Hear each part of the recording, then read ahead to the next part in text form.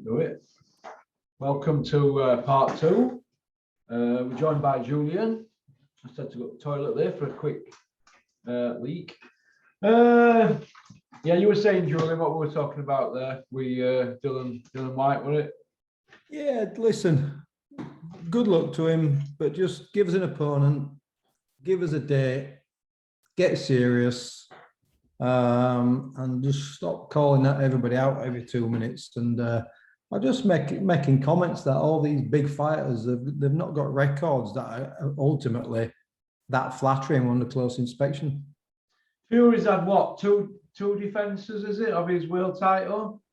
2 defenses in 7 years. I mean, it's hardly going to go down next to Joe Lewis's reign, is it? Or Ali or Larry Holmes? Or Vladimir. Vladimir. Massive reign. So it's these guys can fight.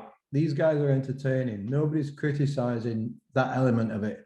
But what I hate is when I hear the word greatest of all time. This stuff just. This stuff I just hate, mate, and that's the most frustrating thing for me. All right, the Gad, he's made a big splash this week. I thought it was a man from Atlantis when he was stood at side at sea there, you know, barefoot and that. I thought, has he got web? Has he got? People keep sending me pictures of feet. Has he got webbed feet? No, he's got painted toenails. Oh my god! I need to get mine painted to be in the toenail gang. I don't know what's going on there, but like you pointed out, his mates in here, he's got everybody's here. Call me if you've ever got any problems with mental health and all that. I'm fed up of hearing people using this as like a barrier or a way to manipulate them. You know, he's even admitted that he's there for people, and these are the people that he said can phone him. Derek, Ebony, Billy Joe, Dillian White, Joshua, Fury. He's been there trying to be close to all these fighters. The heads must be spinning because he's at TalkSport and he's got a bit of a platform now, hasn't he? So do these fighters feel that they have to be friends with the Gad to get out there? Because like you said, we don't see him palling about with 4-0 novices, do we? Never. He hasn't had note to say about Dalton Smith, has he? But I can assure you, in the next 12 months, he'll be on his radar. But this is it, isn't it? They're just riding a wave, aren't they? They invite the best looking people to the parties, don't they? It's just as simple as that. Now, Gareth A. Davies, he's good at what he does. He's a very, very prolific and well-known, you know, journalist and writer. No one's knocking. Yeah, but we don't see him knocking about with Savannah and Huey, do we? Oh, if you need me, ring me if you have any problems. Yeah, I don't see him doing that to them, do you? No, like, oh, and I bet he's got Ebony Bridges' number as well. He'll be on speed dial. He'll be after Sky Nicholson's number next, won't he? Well, like Eddie. Has he got the numbers of some of these less aesthetic looking female boxers? Let's be politically correct here. Has he got their numbers? But as you say, it's all about choosing my friends, isn't it? And you know, when people say, oh, I'm there for you, if you need to reach out, just give me a call, I'm there for you. Well, it's like people do things for charities, which is a great thing. Just do it quietly, do it nice and quiet, go about your work. And if you are there for whoever those fighters you named, if you are there for them and you are there to talk, then just send them a discreet little message and just do it under the radar. But as we've said, who's interested in, you know, I'm not going to start naming all these names now, but if we look at fighters who have fallen, the fallen soldiers of the last 20, 30 years, I'm not just talking about high profile boxers in world title fights. I'm talking about boxers who have fallen on hard times, fighters like people I know, all these guys who have fallen on hard times. Who's there for them right now? Nobody. It's just the fame game, isn't it? They're not, as I've said it right in part one, Eddie doesn't, you know, Tony Bellew has headlined some big shows for Eddie. He also helped put him on the map and elevated Matchroom, as well as lots of other fighters as well, like Cal Froch and Anthony Joshua. Now, all these guys put Matchroom on the map. They've all done a fabulous job. But why is Eddie just friends with Tony Bellew and a couple of others? Where are these central area level fighters? And what about all these guys who have been suffered bad knockouts on matchroom shows? Because this happens. This is the sport. This is what, fighters end up getting badly knocked out. What about these guys? Who's looking after them? Who cares about them? Who cares about the ones with drink problems, with drug problems, with financial problems? Nobody. Nobody gives a damn about them. So stop pretending that you're caring and you're considered and you're this and that, because you're all absolutely loaded. Let me just say this to you, right? Dave Allen were riding high with Matchroom and Sky One at one point, yeah. Doing okay. Where's the love and the same energy for Dave Allen now? We don't see it, do we? Yeah, and this is it, isn't it? It's the kid put his neck on line, taking very hard fights that these real fighting men didn't want to take. Dillian White and Joshua didn't want to go near Ortiz, did they? Come on, he was red hot then. Ortiz won when Dave Allen fought him. Let's have it right. Interim champion, WBA #1, and you're going in with a novice, but no belt online. Well, fair enough, but who's even putting him in with that guy? Come on. Well, like Ortiz, for example, it's almost like when you put someone like Ortiz under contract, it's like getting an elite footballer and putting them on the bench. It's because you don't want someone else to have him or someone else to utilize him, and that's all that these guys do. You get fighters who ultimately, if you look at Louis Ortiz, we know he got twice knocked out by Wilder, but even then he was kind of creaking and fading, and everybody's asking how old this guy is. But what do you do when he's part of the Who Needs Him club? So what you do is you pay him well, you sideline him, you keep him active with a few fights, and then the ones that, like the Dave Allens, you just throw him under a bus and you just get him smashed to pieces by a guy like that. But what you don't do is you don't put Anthony Joshua in with Ortiz, dear. That's what you don't do, because it derail him very, very quickly. Well, Boxing News lads said, I was speaking to them, so yeah, they're probably going to put Dave Allen in with Molina and Joshua in with Ortiz. They swapped it, didn't they? What? Of course they swapped it, because this is. And then you've got Eddie saying he's got a squeaky bum about Molina because he'd seen him on pads when he got off plane and that fight week and all that. What? How? And people are like, oh, Joshua's in an hard fight. People who were casuals. I'll tell you what I am curious about. What I think right the day after Usyk and Joshua, you and I did a video. And I was talking about, when I said he should have gone down this road, the development road, not under the radar, but not headlining the big arenas. So Eddie Hearn was talking about that exact thing, wasn't he? He said he's been under that much pressure now as AJ. He needs some time off. We're going to bring him back with 4 fights before we throw him right back in. That was Eddie's strategy. And all we've heard is Wilder and Fury. So this is a guy who he feels been under the spotlight too much. He's had too many tough fights back to back. He's got the pressure and the spotlight of arena fights. And you're talking about Wilder and Fury. So what are you doing? You're just trying to rinse as much out of this guy as possible. He's going to get knocked about, isn't he? There's always going to be a world tour if Fury beats him, and he will. Fury levers him, so there's no cause for a rematch then if he knocks him out and bashes him. No. So the world tour is always there, but if they go on the world tour now and he gets beat, the Fury fights further and further away in it. So they're making a calculated accountant decision. Accountants by name, accountants by nature. Yeah. And I get it. It makes sense. Do you know what the irony is? Dazn could beat him now, couldn't he? Probably. He'd give him certainly an argument, wouldn't he? He's a dangerous fighter. He's compact and he likes those little short combinations go inside. He's not too bad, but I get it. And I've said this recently. It's probably the best time to make this fight. I think we're all in agreement, simply because it's still a big fight. No one's under any kind of contract now, but listen, anything can happen. Not in heavyweight boxing, anything can happen in boxing, but it's no more competitive really than the Fury and Dillian White fight, is it? And anybody who thought Dillian White had any kind of a chance in that fight was just, well, he didn't even help promote it. He turned up, he didn't put any effort in, took his money, we had no sins, and he's gone. Came, took his money, went, didn't help anybody except himself, and he's lost respect for me. If he had any respect from me, he lost it after that, because fair enough. Say what you want about Bricktop, but they paid him, and then they put the show on and sold it out. And Fury promoted his ass off, didn't he, to do that? So got to be given credit. Dillian White didn't help him. He took his licks and went, and that's it. He got running back to here, and well, they haven't announced the fight for him yet, so let's see. Did he even land a punch against Fury that you remember? I don't remember. Wait, one, I think, maybe one job, a bit like Audley catching. Now you want it with one. That's it. That's it.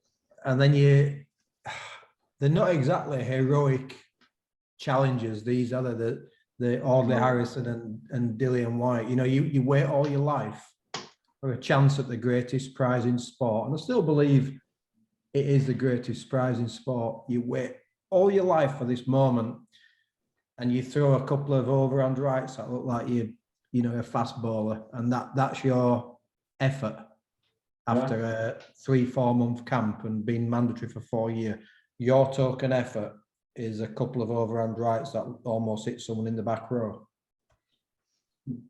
It's not inspirational, is it? It's not Don Coco fighting Rocky Marciano until he got nothing left and taking a beating, and or Tommy Farr fighting Joe Lewis and going 15 rounds with the great Joe Lewis and leaving everything in there. It's not exactly something you would say grandkids about, is it? Yeah, a bit nostalgic there, Julian, with them old school. Hey, listen, I'm all for those great names, mate. Hey, what about this photo here?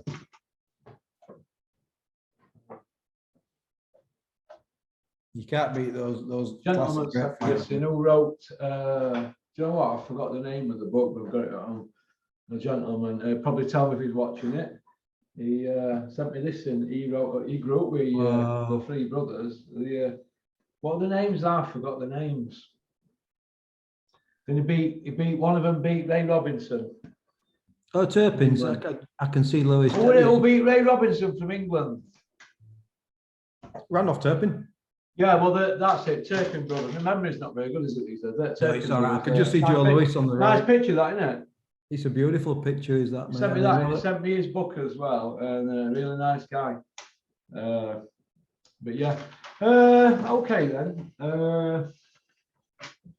My top 5 pound for pound can be took either way with these 5. NOU, Beef, Crawford, Spence, Usyk, all undefeated, all quiet guys, all can put you to kit, all multi-skilled. Do you think that's how a top 5 pound for pound should be? There's no drug cheats in there. They're undefeated and they don't shut their mouths up. There's no gimmicks, but yeah, they're all not on anybody's radar who wants to, like Hearn and all them kind. They're not their cups of tea, are they? No. But they're the elite guys, aren't they? They're the elite men, aren't they? Them not. Yeah, I don't have a focus on unbeaten records because if I think of, you know, fighters like Manny Pacquiao and even like the likes of Alexis Arguello. Fair enough, yeah. Yeah, they got. That's just how my 5 top comes out. How I like. Yeah. It's a good top 5, though, isn't it? It's a top 5. I mean, anyway, I mean, you can't not have Crawford and Spence in there. I don't think Haney quite makes it yet, or Gambosi. Those guys, or Tank Davis. Sorry, not Gambosi. Tank Davis or Haney quite make it yet, but you've got some fighters in there. Canelo's, again, it's the drug thing always clouds my judgment, but he's a great fighter, and I don't give him too much stick over. Fury has to be given. He's obviously had his problems in the past, on him, but we issues. But he's top 10 in him. But I don't have him as a top 5 because I don't think he's got enough wins on his record yet. Yeah, you know Fury's top, and it's almost like mythological, the pound for pound, isn't it? Because if the theory goes, it's if everybody was the same size, who would come out on top? Yeah. Well, if Inoue was a heavyweight, it'd be just beating everybody on the same night, wouldn't it? So it's always unfair with heavyweights, and that's why Larry Holmes, as a top pound for pound, never went favourably against the Leonard Zaglers, Don Currys, etc. So it's a tricky one, but yeah, I'd have. That's a decent one. BTBF, that maybe Usyk. He's a heavyweight, but it's a good one. But for me, I don't think there's anybody really better than Crawford and Spence right now. I think those are just brilliant fighters. They're just fantastic. And there's, like I said, there's noises around that fight's going to get made. November. It might be, it's still lip service. Could be lip service. It could be lip service. I'd like to think it gets made though. Okay, Frank Smith's come out. Spotty Frank at Matchroom. Afternoon, Frank. Spotty says that boxing's changed so much, and that's why they've had to do pay-per-view at Dazn to put these fights on. Hashtag game changed. But the wages are still the same for everybody else in the country. In fact, people are earning less and tough times ahead. And these charlatans want to put pay-per-view on top of subscription. What do you think to that? Do you think his comments are just worthy? Or do you think they're going to be in for a rude awakening in the next 12 months with what's going to happen? I think it goes back to what we said in part one, right back to people have lost touch with reality. So Frank Smith and Eddie Hearn and these guys, Frank Smith, we were on a big salary, very like Ben Shalom. They were very rich young men, very wealthy young men. They've lost touch with reality. With saying, people come out and say things like, well, £30, £27 pay-per-view or 20 quid. It's like a round of drinks, and people equate it to stuff like that. What they're not realizing right now, and the GAD actually did this on something. Someone was asking about the pay-per-views. The GAD, and he said something like, if you think about it, 3 pay-per-views this month, it's about 50 quid. It's only like a round of drinks, and I'm like, this is where people lose touch with reality. People aren't buying a round of drinks now because people are choosing between eating and heating. And people think, no, it's not that bad. We have bloody food banks in every town now. My girlfriend, she dropped some stuff off yesterday at a food bank. She did a shop and she got some extra stuff and dropped it off in Leeds. Massive homeless problem in Leeds, but even in the small towns. And they have lost touch with reality. Again, the socialism is coming out, but people are facing massively hard times, and they just spout these things about, it's only a tenner, it's only 20. You need to come and see where I'm from. There's only 3 pubs there now. 3 out of 13. They've got no idea, mate. They've literally got no idea. Eddie Hearn wakes up on a morning, his clothes are ironed and washed, his house is clean, and he's, good luck to those guys. An housekeeper. They've got the housekeeper. Kids will get off to school. Breakfast will be ready with the silverware all laid out, and his dad grafted for it. I've got no issue with wealth, none at all. His dad's probably still at work now, not gone home. He can graft. Oh yeah, Barry Hearn. These guys, it's like Alan Sugar. These guys will work 19 hours a day. Wait, when they're 80, won't they? I've got no issue about that. What I'm saying is they've lost touch with reality. So when Frank Smith starts coming out with this type of stuff, I just switch off. I don't watch the stuff. They talk crap. They don't know what true hardship is, and that's what you always say about Eddie Hearn. He's never had adversity in his life. Just because he's a grafter doesn't mean to say he's got adversity. Adversity is being a single mother of 3 in a high-rise flats, and you can't afford to feed your kids. That's adversity. Exactly. I don't know if I mentioned this earlier, but in my opinion, it's like somebody was asking me earlier on. I don't need to go on about this. I always get asked about dieting and this and that. And my answer to all it is simple. If you want to lose weight, don't eat, because your body has got fats on it and your body will eat away at the fats. If you can just have sips of water and whatever, if you want to lose weight, fair enough, but eat the safe way. But when people say, well, what's the answer to save boxing, Russ? I always say this, just put the fights on that the fans want, and then boxing will be saved. It's pretty simple. And I said it to Dennis when he came to see me. I said, look, you just got to put the fights on that the fans want, and then the fans will come. But if they don't know what they're getting saved up, and it's just trash, all you're going to get are the fighters' families coming up. You're going to do a few tickets like that, and every show is going to be a loss. And I think it's the same with this. They've got to give us Fury Joshua. They've got to give us Billy Joe Eubank and Ryder Callum Smith rematch, Catterall Taylor. The list can go on, can't it? They've got to give us these fights that we want. Do you agree with that?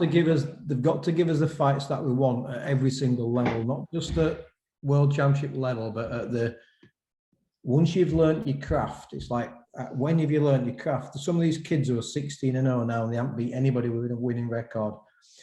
The best way to elevate fighters is to elevate competition. You give fighters good competition at the right point, and the cream will rise, and then we get the principles are simple.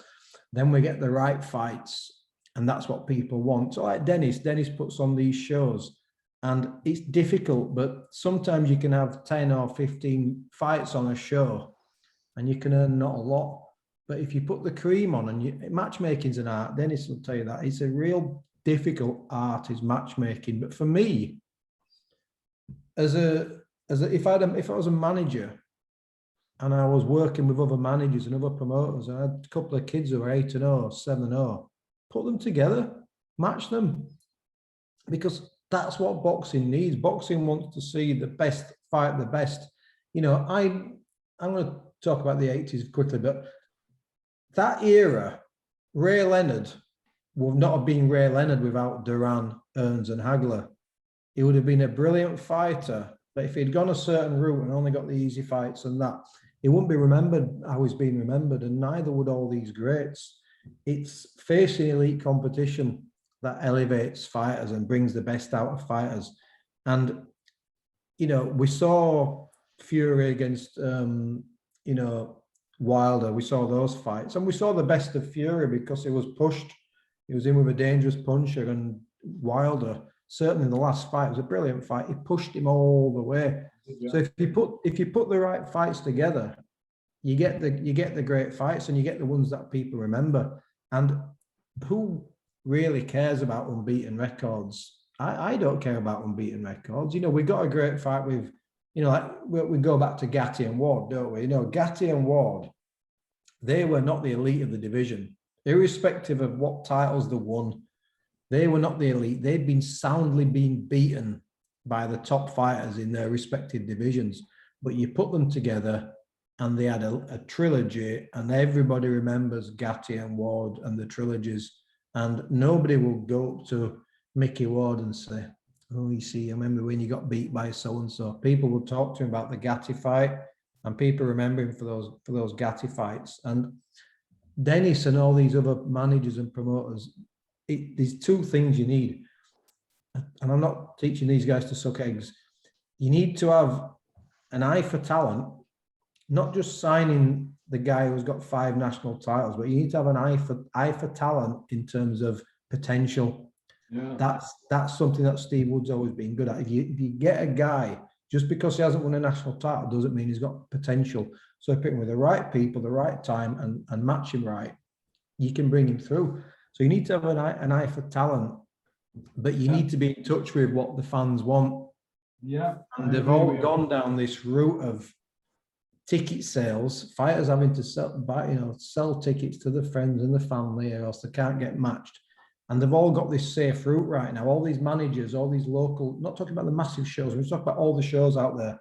They've all got this business model, which is 6 kids versus to be announced, keep them unbeaten, keep them unbeaten. They might push them up the rankings, but what they're missing is that vital thing, which is they're not going to be ready when they do step up.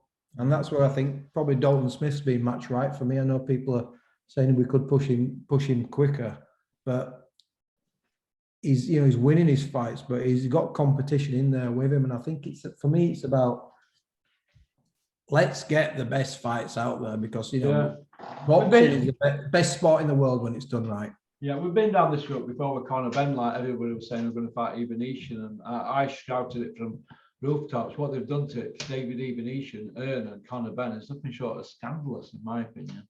You know, it looked like they were going to fight, and it's disgraceful what they've done. They've left that kid frozen out, and that kid's team, Carl Reeves and Neil Marsh, they'll put their heart and soul into him and think, well, we've got a good payday, and it's actually a good fight, isn't it? Yeah, and look at McKinson now. They threw McKinson to the wolves, didn't they? Shipped him off abroad just so he can't make any noise about Conor Benn. Yeah, he's been beaten now. We can't mention Conor Benn. I think Ivanishin's team are a little bit more tighter than McKinson and his team, so I think that he'll be looked after. But he's a former world champion, isn't he? Ivanishin, he's a European champion. Come on, he's still up there, etc. He's got a good CV. What they've done, and he's shouting up about, bro, eating seats, bro, I'm fighting Crawford, Spence, bro. Well, you've got David Ivanishin here, former world champion. European champion, highly ranked weight governing bodies, just like you are, Conor Bember, I don't know how, fighting.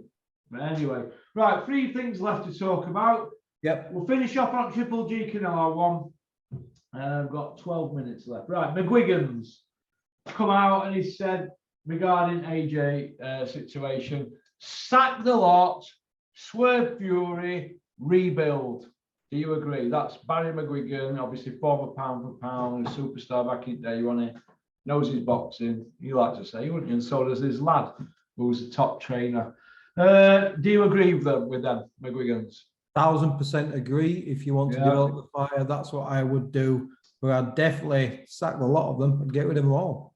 Do you see Joshua getting filled in by Fury, going on a world tour and probably losing a decision or something, or not looking so good and just taking a break out at game in about another 18 months when they've had enough of him, and then coming back, we a new team, could even be Shane McGuigan.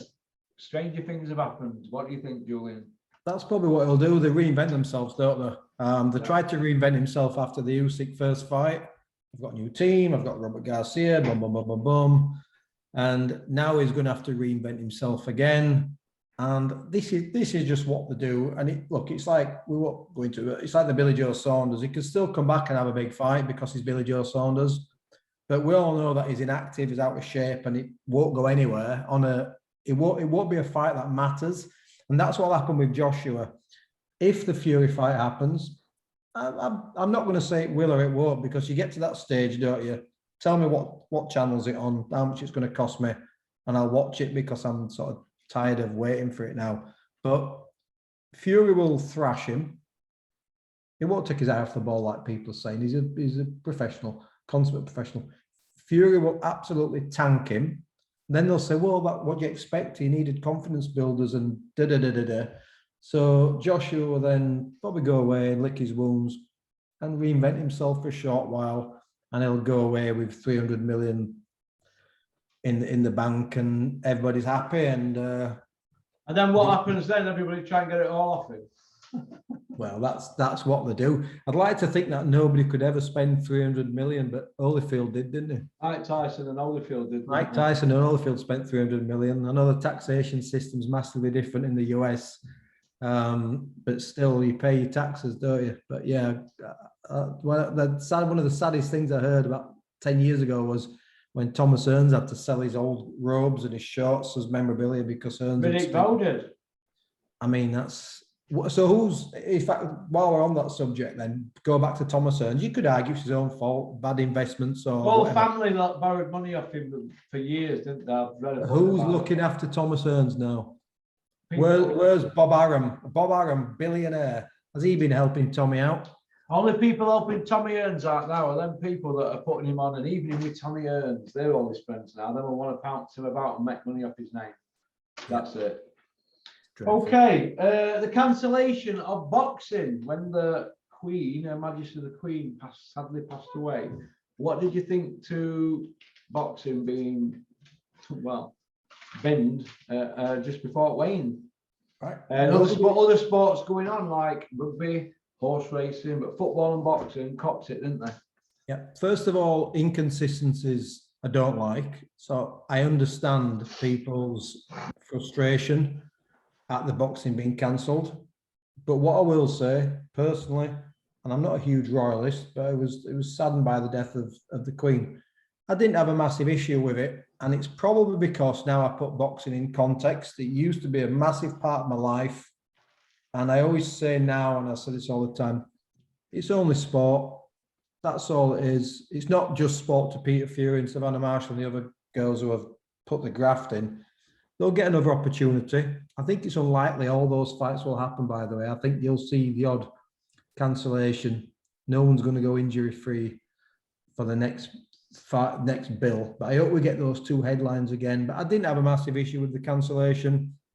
Not because I'm right or I'm wrong, because football went ahead. Probably because I don't care enough about it this day to be, damn, I was looking forward to that. That's ruined my weekend. Definitely didn't ruin my weekend. My weekend carried on, and I'll watch it in 4 weeks' time. But it's not the biggest thing in the world for me that it got cancelled. But I won't be watching the funeral either religiously and just like glued to the TV, you know. So, sorry, simple answer. I want that fussed either way. Yeah. Okay. We'll finish off on this then. Canelo against Golovkin trilogy tomorrow night. I'm gonna put my money on Golovkin by knockout. I think Canelo's on slide. Could be wrong. It's probably a long shot, but I like long shot bets. They have every now and then they come in. It's good when they do. But do you see any controversy yet again if it goes to cards? Because we know what own fighter is, don't we? We'll always get controversy with Canelo because I thought Bivol beat him so clearly and the scorecards were close-ish. So he's always going to get, like AJ is always going to get a 115, 113 when he's been soundly beat. And it's funny you should say that though about Golovkin because there's a huge turning tide at the moment and almost every other prediction I'm seeing is for Golovkin. I don't see it that way. I think Canelo will beat him soundly on points. I think age is a big factor. I know he's coming off a loss. I think super middleweight suits him better. I saw Golovkin's last 2 or 3 fights. He's been treading water for the past few years since they fought. If you look at the trajectories of Canelo, albeit he lost his last fight, and the competition he's been facing, and the profile, and then you look at Golovkin, he's almost gone anonymously, which is a crime actually. He's almost gone anonymously in the background. I haven't been that impressed with his last couple of fights. I thought he's lost half a step in movement.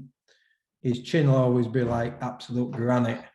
And I think Canelo he'll do a mixture of what he did in the first and second fight. There'll be a mixture of trading. There'll be a mixture of boxing and bringing more defense into play. I hope we don't just see the hands up like we saw against Bivol. And I think he'll win quite clearly on points. It'll be an entertaining fight. I don't see controversy. I think he'll win the majority of the rounds. I don't think Canelo will stop Golovkin because I think you need 5 guys with a cricket bat to stop him.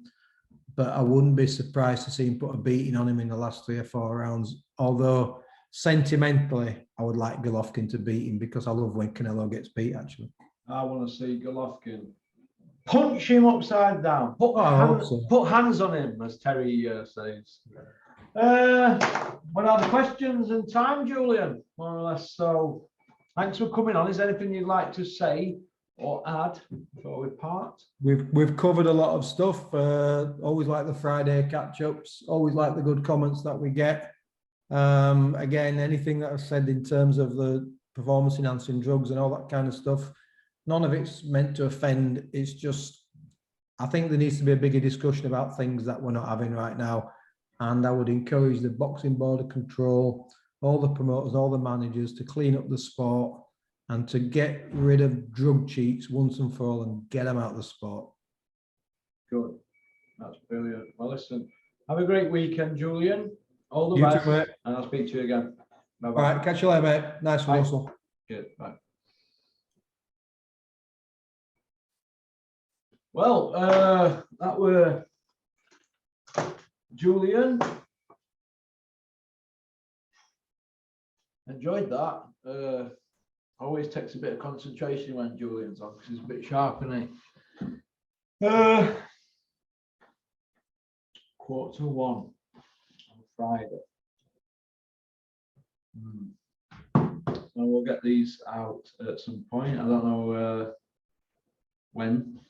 So I'm going to Manchester shortly with Big Richard, who comes up channel with cigar, with Stoogie. He's UK version of Shook Knight. So reminds me of Kingpin, you know, in Daredevil comic. Yep, Kingpin, don't they, with big cigar. So all right, that's about it. I'm not sure what we're doing now. Have a look. Have a look on the job sheets now. What's all the list? There's no members videos going up this month. They're to be done. Got you. Scripts are done for them now. So they're probably going to get done next. So if there's no videos out for a week or so, well, we've got members to do. So they pay for it, don't they, every month? So got to keep them boys happy. And the comments, keep comments what they want videos on. That's good. If you keep your comments coming or keep the emails coming, porkycorner@mail.com. You can let me know then what you like and what you don't like. All right. I've been let down a couple of times by a couple of people this week coming on here. What can you do? It's not everybody's cup of tea, is it? People have plenty to say on social media, especially in comments and emails. So I always just say, look, if you feel that strongly, you're more than welcome to come on the channel. You can even hide behind a picture of Carl Frotch if you want, like Terry does. But I've met Terry Anna, so I know he's genuine. But no, people sometimes people are shy. But like I just said there, they're not shy in the comment sections, are they? On the 2-hour-old accounts. But that's about it, really. Get off. Okie doke, and we'll get changed. Out. Keep on trucking, keep sporting boxing. Don't have nightmares. Just waiting for my billboard to come. Can't wait. Better than this, isn't it? Better than looking at some framework, isn't it? Yeah. Will we ever get Joshua Fury? I don't know. Do you know what? I don't think I can invest much time in them two again anymore, Joshua and Fury, because it's like getting two liars, isn't it, in court? Which one's liar? I don't know. Which one's got form for it? We don't know. I probably think that they both want it, but there's people in their ear holes trying to outdo everybody. So we've got strong personalities like that. That's what happens. So all right. So that's about it, really. All right. Everybody have a great weekend. I think this will probably go out tomorrow. I think tomorrow when they've cleared it to go out. All right. All right. Peace out.